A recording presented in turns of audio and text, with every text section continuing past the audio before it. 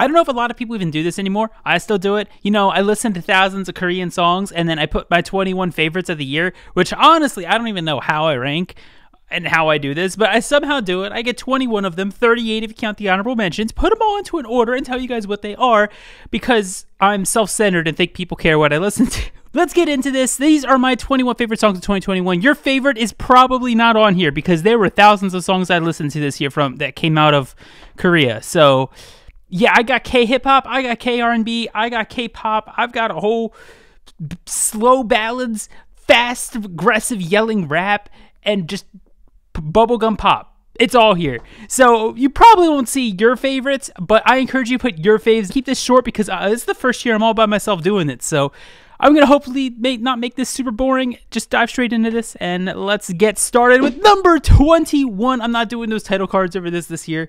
I'm not that fancy anymore. It's just me face. Hi. Horrible grammar.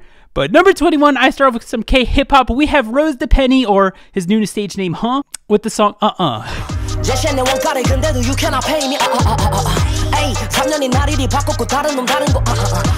Great song. It's just a solid K-hip-hop song to start this off. I have a bunch more solid K-hip-hop stuff.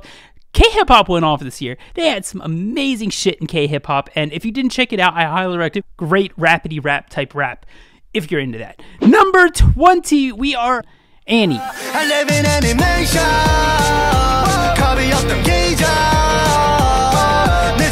Now, Annie is a really recent song. This may be recency bias, but I've been listening to the fuck out of this song. Soyeon did so well on her part. I'm so glad she didn't have a super strong rap because it fits Ravi's vibe so much more to not do that, especially in this type of song. Really well done by Soyeon. I love her part. Ravi's hook is so catchy to me. Most of Ravi's shit is catchy to me. Number 19, we have another K-hip-hop, but a much slower, vibier rap, and that is Noel's album from this year and the song Broke Boy.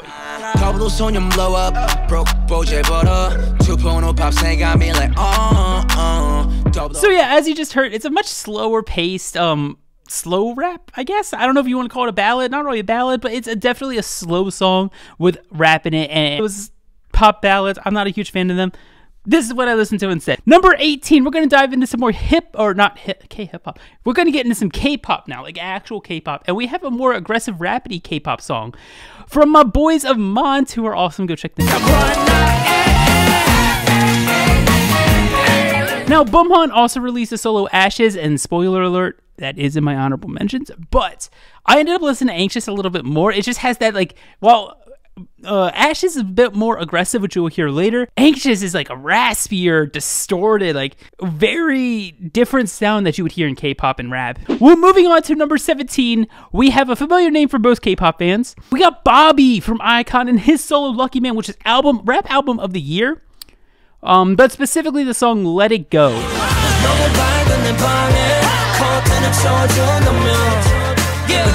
The instrumental in the back.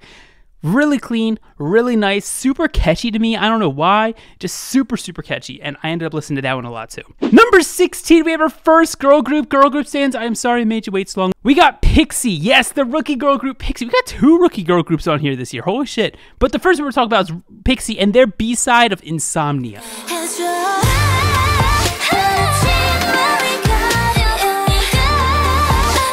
Now this one is really, I found it in the Twitch live stream. Someone had me react to it. I don't remember who exactly it was. But man, it clicked with me. It has this really acoustic, upbeat, mellow at the same time. I don't know how to describe it.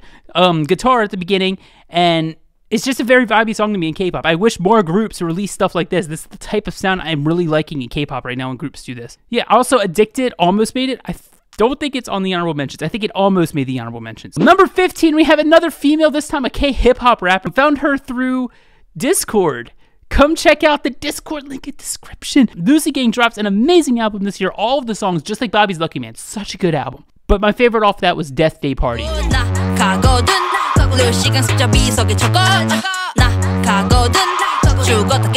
I'm pretty sure wait for her to get on Show Me the Money if she ever decides to, because she's super small right now, but dang, her rapping is really good. and Death Day Party goes off. I'll be completely real. Death Day Party has some of the best rapping on there. All of it's just high quality, but I ended up listening to Death Day Party the most. I don't know why. Number 14, though, we're back into K-R&B, and we're going to get some more sad boy vibes for the next few songs. Some of it ended up making my top 21. The first one we'll talk about is Gist.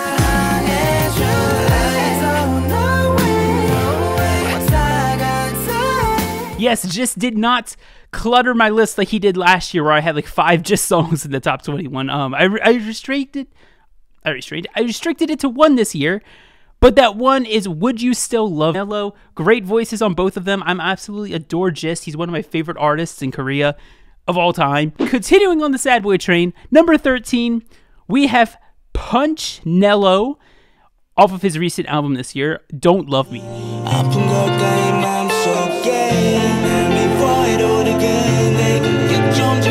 Now this one's super like sad boy too, but it's weird because just straight up aggressive rap. If you like aggressive rap, check out this album from Punch Nello. I did enjoy Boy in the Mirror, Faded, Back. There are so many good songs on this album that are super hard hitting and like in your face rapping. So if you like that, go check that out. But the sad boy one was the one I listened to the most somehow.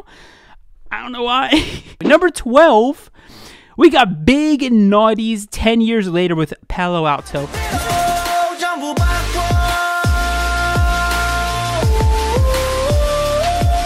Big Naughty's album, Bucket List, hit hard for me. So many good songs in it. One of my favorite K-hip-hop albums this year. Joker was great. Girl in a Coffee Shop, great song. Listened to both the shit out of both of those. They almost made the list. I ended up listening to 10 Years Later the most because of that vocal chorus. I don't know why, but the vocals in that chorus are just so catchy to me, and it ended up making me replay it over and over and over and over, and it stuck with me the most, I guess. I don't know. Number 11, we have our not final, but almost final sad boy song of the list, and it's Lila Mars off his Violinist 2 album, A Single Word.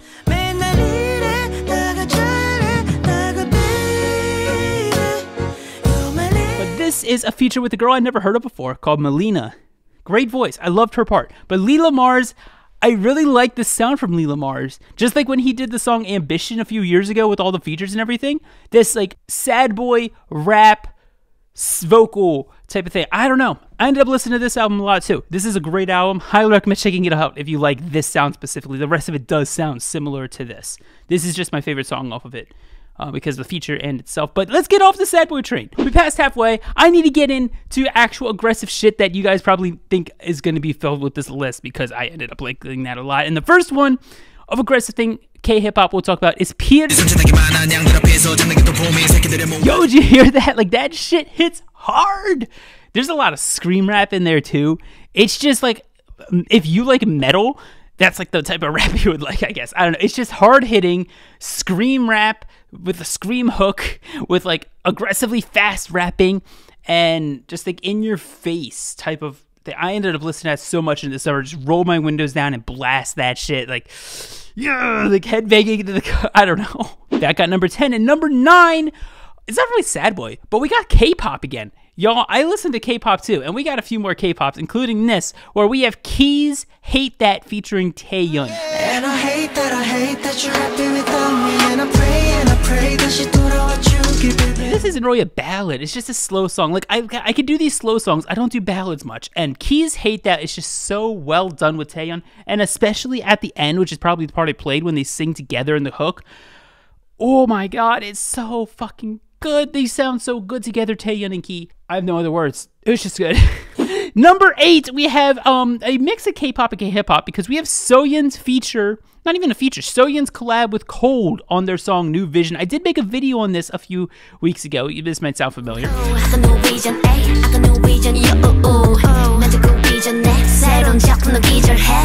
But yeah, this song, Soyeon goes off. She sounds so well in this hook. I want to hear more of that from her. Cold, just as good of a verse, if not better than Soyeon, honestly. And even I think Soyeon sounds better in the hook than Cold does.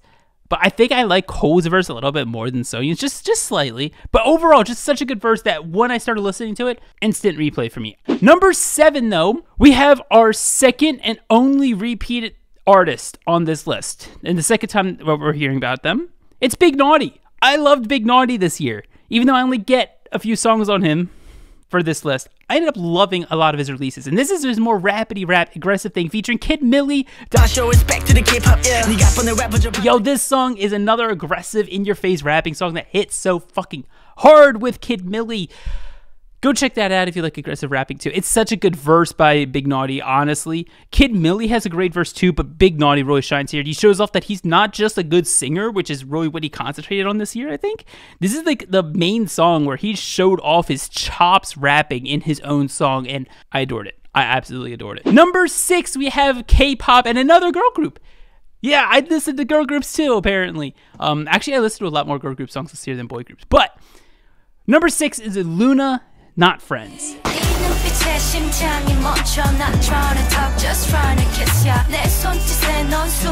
Maybe it's unpopular opinion, but Not Friends over PTT by a million. Not Friends is so smooth. The concept is so crisp to me. Is it just like, hey boys, come love me? Like, it's an actual, like, the girls being badass, and I love to see that.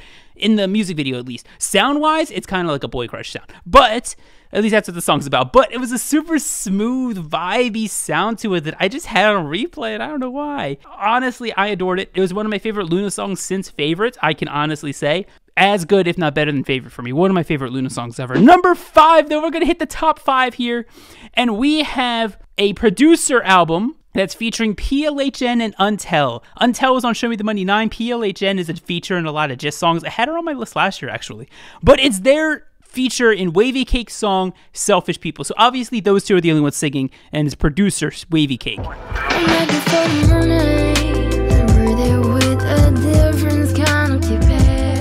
So yeah, this is kind of like another sad boy one, but it has like a really good rap from Untel. But I just love PLHN's voice. I love all features that she does. She makes songs so much better to me. I have no clue why, but I'm a huge fan of her. And then Untel, always really high quality rapping. There's his album with Shin Yujin-si I listened to a lot that came out a few years ago. And some of his solo stuff I've listened to. But this is another high quality verse from him in this song, and I adored that one as well. So we can move on to number 4 now, where we have another K-hip-hop and our second to last K-hip-hop. Number 4 is Lay One's exclamation point, exclamation point, exclamation point.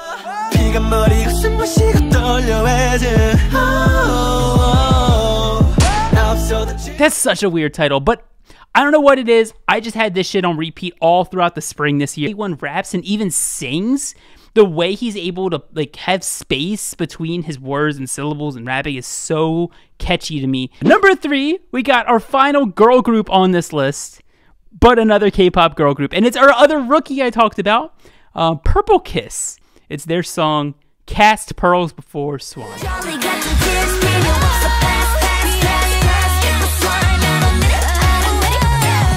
This has to be one of my favorite K-pop songs of all time.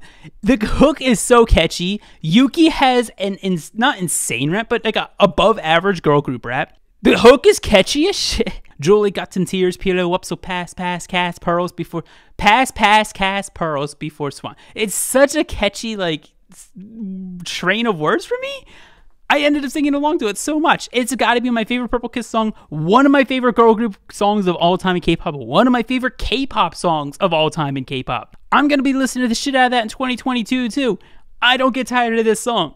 Number 2 now is not K-pop, because K-pop is number 1. Number 2 is K-hip-hop's Big Naughty. Again, the third appearance from Big Naughty. He kind of dominated my K-hip-hop listening this year. So it's his song, Stab, featuring Ij of Day 6.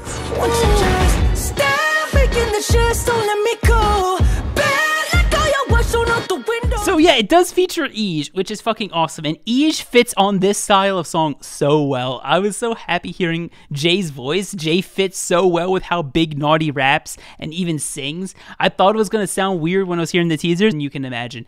Honestly, some of my favorite Jay vocals, even though Jay always has amazing vocals, I wish Jay put his music on Apple Music so I could listen to his actual soft stuff more, but still, I was so happy to see Ij in Big Naughty's song. They go together so well. Such a great song with Stab.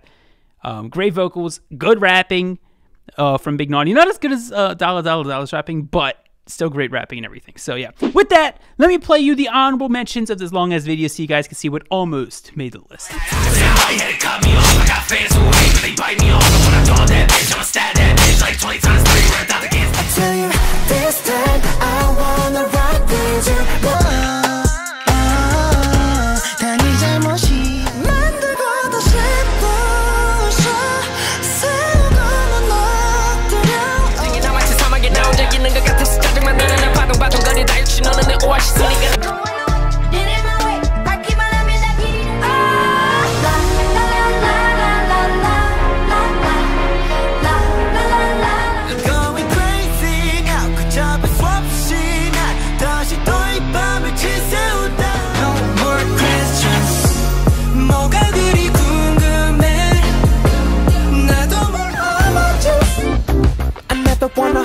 Back, don't lean on me.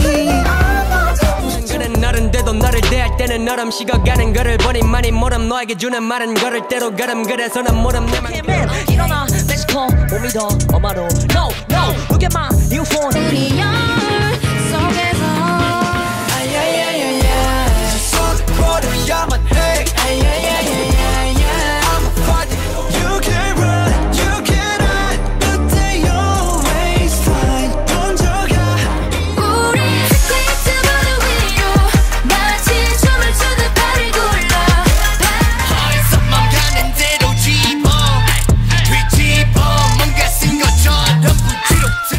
after all those honorable mentions, hopefully you enjoyed, we could get into number one, which is a K-pop group, and it's a K-pop boy group, and solos are features, and this is the only full boy group on my list, and they're number one.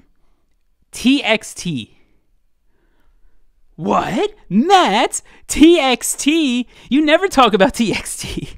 I don't. I'm not a huge TXT fan, but they have my favorite song of this year, which was Frost.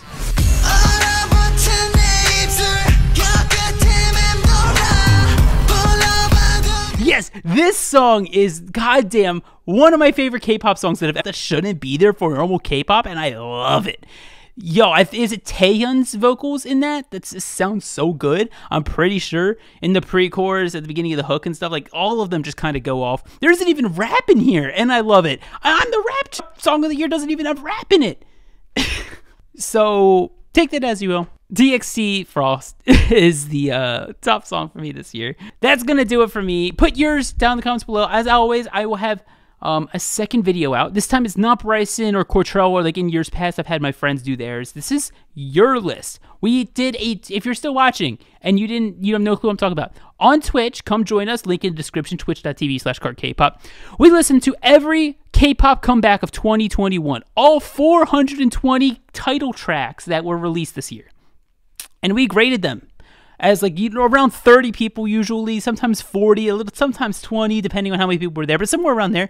We all put in a grade, and we all averaged it out to see where it is, and we have an order. So I'm going to give you guys my Twitch chat's top 21 of 2021. It's a much different list, all K-pop, and that should be coming very soon, so keep an eye out for that. But thank you all for watching. Again, put your favorites down in the comments below. Hopefully you guys liked my list, learned a new song maybe, seen a song you like, I don't know. Hopefully. But with that being said, I will see you all hopefully very soon. Thank you all for watching. As always, K-pop and chill the safe way.